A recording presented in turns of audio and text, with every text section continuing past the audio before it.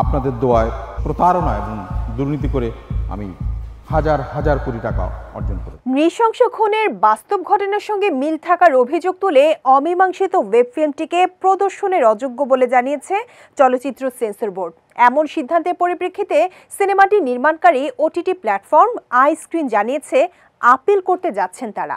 Web সিনেমাটির প্রযোজক শহীদুল আলম সাচ্চু বলেন, সেন্সর বোর্ডের এই সিদ্ধান্ত বাস্তবসম্মত নয়। চিঠিতে তিনি বলেন, বাংলাদেশে প্রচলিত আইন ও সংবিধানের প্রতি আমরা শ্রদ্ধাশীল। নিয়মানুযায়ী 1 মাসের মধ্যে এই সিদ্ধান্তের বিরুদ্ধে আপিল করতে যাচ্ছি।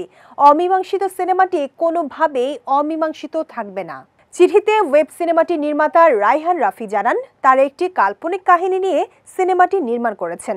বাস্তবের সঙ্গে সিনেমাটি কিছুটা মিলে গেলেই তা দেখানো যাবে না, এটি কোনোভাবেই গ্রহণযোগ্য হতে পারে না। এর প্রতিবাদ জানিয়েছেন সংশ্লিষ্টরা।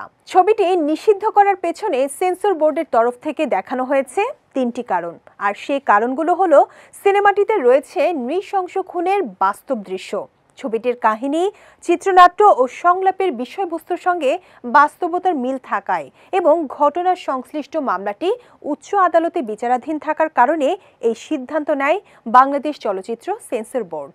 ওয়ালটন ফ্রিজ কিনে অনেকের মতো আপনিও হয়ে যেতে পারেন মিলেনিয়াল। সেরা পণ্যের সেরা অফার। 12 ফেব্রুয়ারি সিনেমাটির টিজার সামনে এলে দর্শকদের কেউ বলছিলেন সিনেমাটি সত্য ঘটনা অবলম্বনে বানিয়েছেন রাফি, কেউ আবার আলোচিত সাংবাদিক দম্পতি সাগর রুনি হত্যাকাণ্ডের সঙ্গে এর মিল খুঁজে পান।